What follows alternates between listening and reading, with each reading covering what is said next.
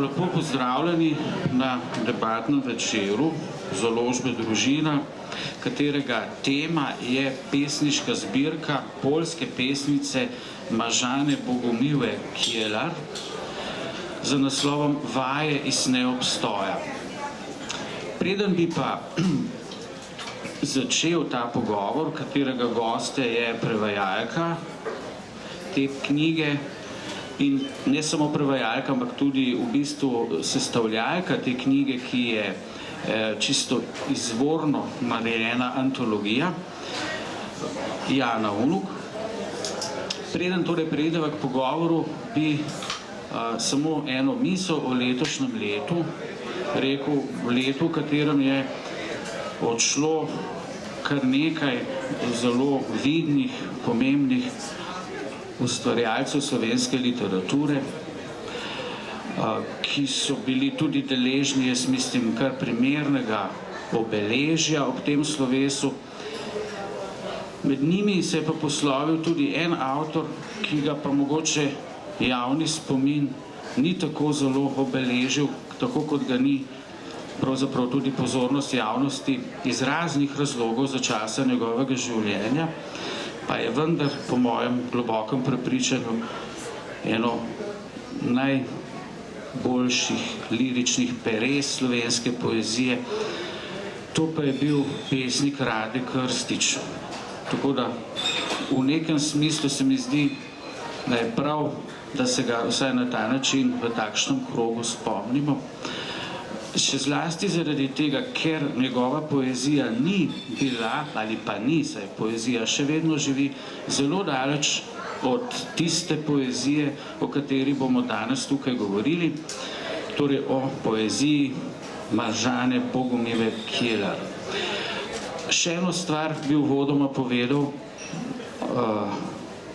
avtorica, gospa Kielarova, je še danes poslala najlepše pozdrave slovenskemu občinstvu in vsem, ki smo sodelovali pri ustvarjanju te knjige. Žal se tega kljub najboljši volji tega večera ne more udeležiti zaradi družinske situacije, zaradi bolezni v družini. Je pa bila tako z koncepcijo te knjige, ki je, kot sem že rekel, pa bomo najbrž še ponovili, na novo izoblikovani zbor iz njene poezije, kot tudi z vizualno podobo te knjige nadvse zadovoljna. Torej, mogoče bi začela ta pogovor najprej nekaj preprostimi, kako bi rekel, biografskimi ali pa literarno-kritiškimi dejstvi ali okoliščinami, kako bi orisala pravzaprav položaj Mažane Bogumiłe Kielar v sodobni poljski poeziji. Zlasti mislim, kako je z njeno uveljavljenostjo, z njeno priznanostjo in pa koliko bi se dalo reči, da je njena poezija tipična ali atipična za vsaj prevladujoče tokove sodobne poljske poezije. Se pravi, Mažana Bogumiłe Kielar se je rodila nekako na skrajnem severovzhodu Poljske, prav na tisti mejni črti, kjer se stikata Poljska in Litva, ampak mislim, da tudi tista ruska enklava, ki je tam, da je tudi to nekakšna tromeja skoraj. In to je skrajno severno. To podatek omenjam zaradi tega, ker je ta pokrajina izjemno vplivala na njeno poezijo. Ona v poljsko poezijo vnaša veliko opisov pokrajine in sicer pokrajine, kakršne v tej poeziji še ni bilo. Zelo hecno je, da je to zelo severna, mrzla pokrajina, pa da se je recimo Česlav Miloš rodil še bolj vzhodno, pa še bolj severno, pa je podobno pokrajino percepiral absolutno drugače. Ampak to zdaj ni tema za to kratko predstavitev. Tudi jo je manj vpeljaval v svojo poezijo. Zdaj, če bi hotela predstaviti Mažano Bogomilo Keler je mogoče ne bi v kontekstu zdajšnje, današnje poezije, ampak v bistvu v kontekstu njene generacije. Ona je rojena v 60-ih in to je bila izjemno močna generacija, ki se je začela uveljavljati tako v prozi kot v poeziji po letu 89, se pravi po tistem prelomnem letu, ko je pač Poljska zapustila, kako naj rečem, komunistične vrste.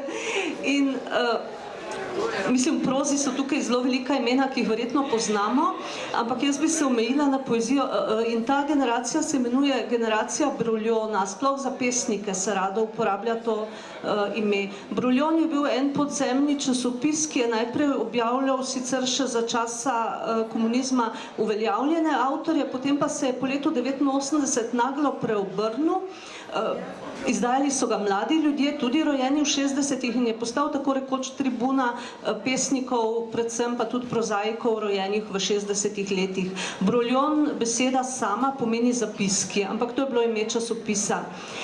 Zdaj, če pogledamo, kateri pesniki v to generacijo sodijo, to so pesniki, kot je najbolj znan je verjetno na Poljskem Marcin Švetlicki, se opravičujem, Švetlicki. Potem je tukaj Marcin Baran, pa je tudi Miloš Biedžicki, se pravi sin Katarine Šalamun Biedžicke. Potem pa sta dva bolj individualna pesnika, Evgenij Kašičin-Dicki in pa Jacek Počadlo. Zakaj jaz zdaj to tako natančno naštevam? Zato, ker so vsi našteti pesniki že bili deležni knjige v slovenščini, tako rekoč skoraj vsi, mislim, da z izjemo enega. Obenem sta bile pa v tej generaciji samo dve opaznejši pesnici. Ena je pesnica z dušo in telesom Eva Sonnenberg, druga je pa ravno Mažana Bogomila Keler. Zelo sta si različni, tako da si bolj ne bi mogle biti, ampak jaz bi rekla, da sta v bistvu najmočnejša pesniška glasova te generacije, kar ni bilo niti na Poljskem nikoli jasno povedano in priznano, še manj pa se to odraža v prevodih pri nas in vesela sem, da smo zdaj dobili vsaj od Mažane Keler prvo knjigo. Verjetno je tudi ne bo kmalu sledila še kakšna, ker je ta izbor izjemno obširen. Tako rekoč, te pesmi so si po kvaliteti tako enake, da je še izjemno težko izbirati kar bolj. Še težje kot recimo pri Nobelovki Šimborski, ki tudi slovi po enakomerni kvaliteti svojih pesmi. Tako da sem naredila res obširen izbor, zdaj ko je bila priložnost, v katerega sem v bistvu tudi vključila njeno zadnjo zbirko Navigacije v celoti.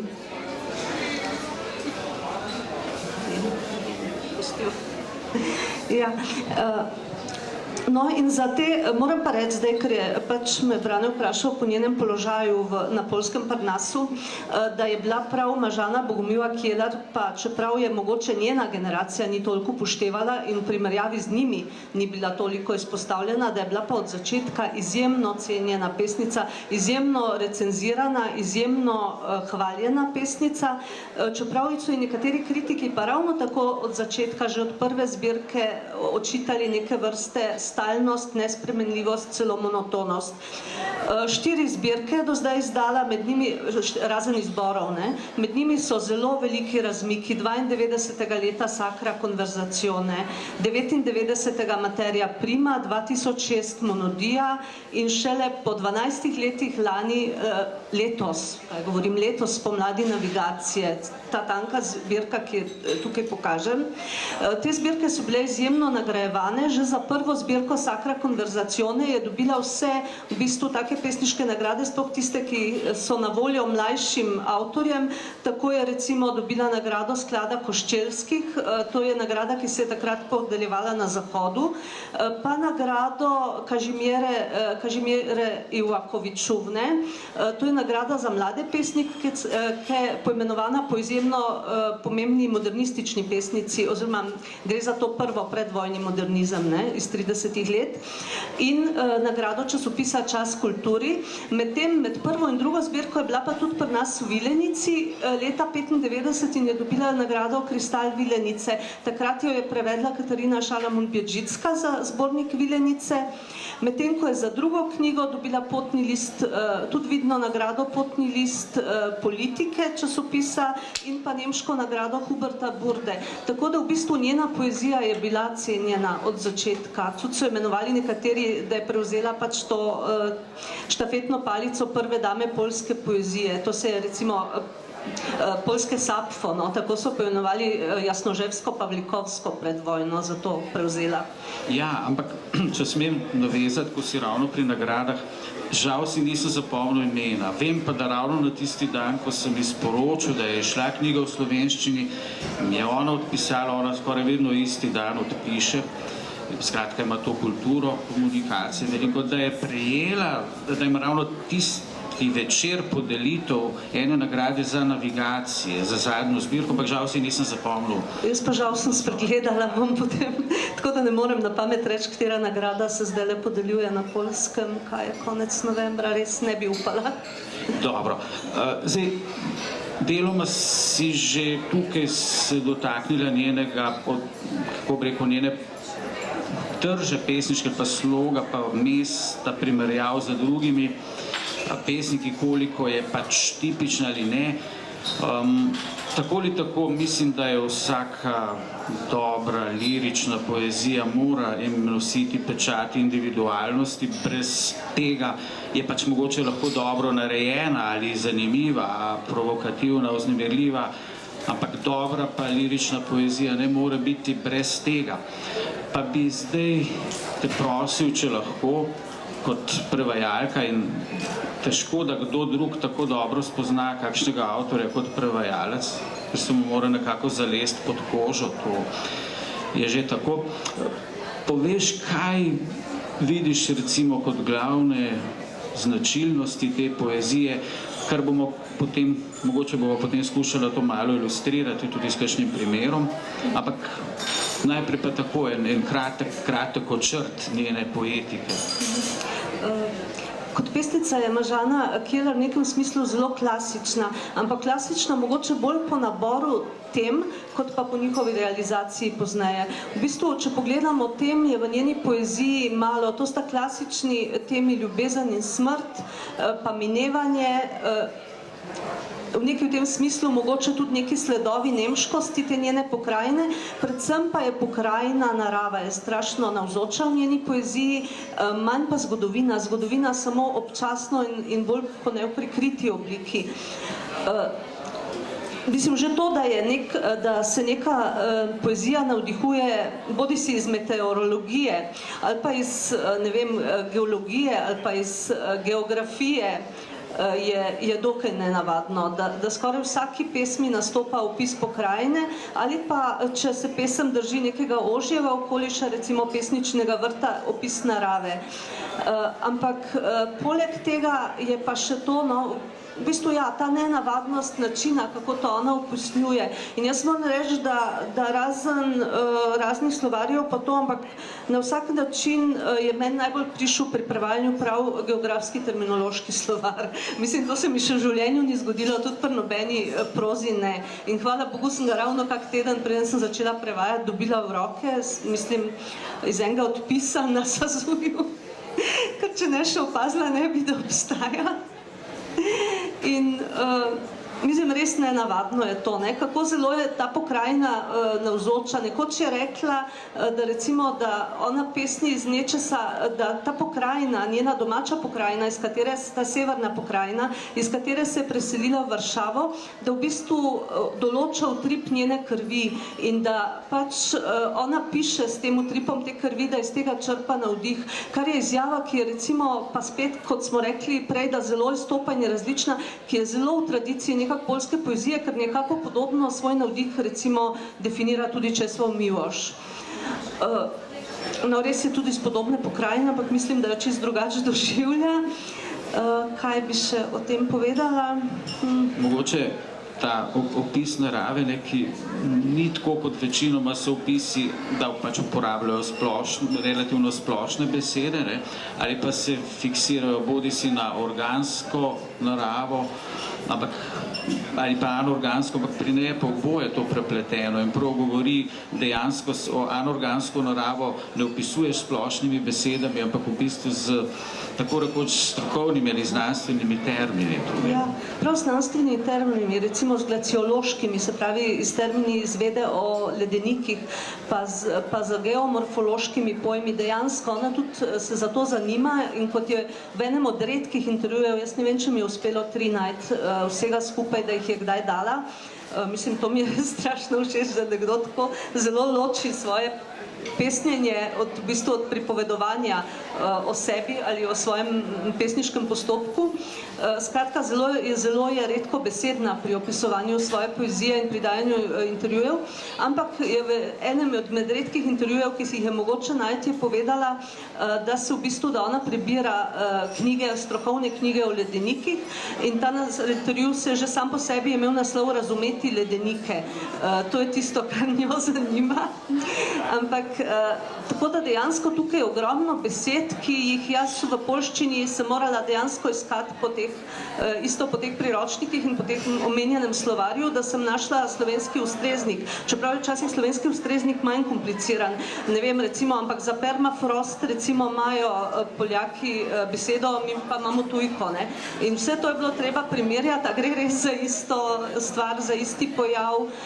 In tudi v tistem intervjuju, ki sem ga že omenila, pesnica tudi pojasni, zakaj tako dela. Ona se izrazi nekaj v tem smislu, da poezija mora biti kot neke vrste nož, kot neke vrste rezilo, ki v bistvu banalnost teh osnovnih človeških emotivnih stanj nekako razpara, raztrga in poskuša priti do resnice, ki se skriva zadaj. Se pravi, tudi povedala je, da ona dejansko uporablja nenavadne besede. Mislim, glavne so to strokovni termini, je pa tudi nekaj starinskih besed, ampak teh ni toliko, ali pa nekaj, ne vem, besed, ki kakšne tudi etnoloških, etnografskih, ki opisujejo tudi kakšen način konstrukcije hiše, kakšen del kmečkega dvorišča, ampak tega je manj, da v bistvu vse to uporablja ravno zato, da doseže tisti izstop, tisto nekako potujitev te snovi, ki je dejansko zelo vsem skupna in vsakdanja.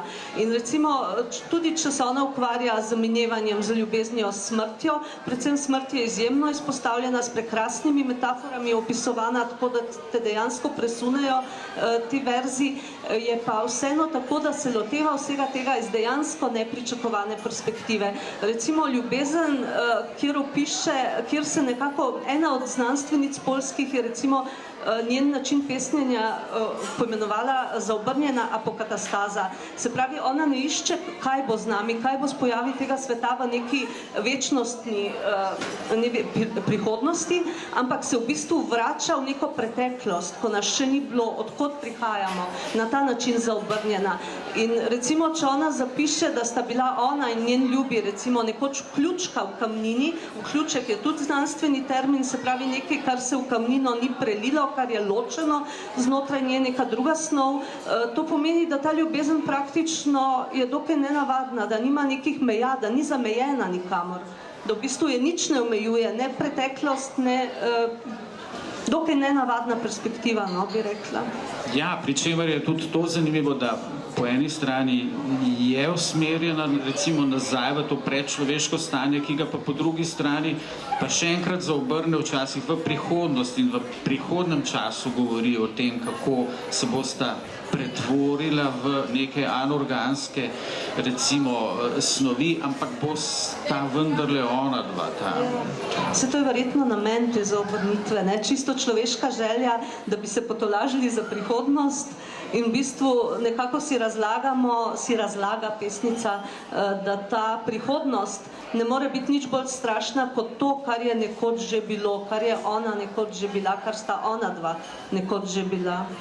No, seveda, jaz sem pač to bral na način ali pa čutil kot neko ustripanje strastne pa skoraj obupne želje, ki je vibrirala skozi te v bistvu besede, ki sicer učinkujejo potujitveno in tako naprej, kar je bil izredno preko svež, pa predvsem živ izraz tega. Na neki način sem se spomnil na enega pesnika, ki bi težko bil bolj drugačen od te poezije. To je Juan Ramón Jiménez, španski veliki pesnik. Zakaj? Ne seveda slogovno, kajti Jiménez je ena najbolj sončnih in svetlih pesnikov iz Kastilcev, ja. Ampak tam, kjer je Kjelerjeva doma, so sončni zahodi rdeče črni, tako sama opisuje, ne. Tam, kjer je pa Jiménez bil doma, pa so zelo drugačni. Ampak recimo pri njem je v nekih pesmih, kratkih, sijajnih, po mojem, brati to željo, prav tako, kako bi bil jaz v vseh stvareh, ki so, kako bi ostal jaz in hkrati bil v vseh stvareh, ki so. Na zelo drugačen način, v zelo drugačni tonaliteti, z barvami drugačnimi je ta na nek način ista stvar živa tudi v tej poeziji. No, to se mi je bilo osebno zelo dotaknilo.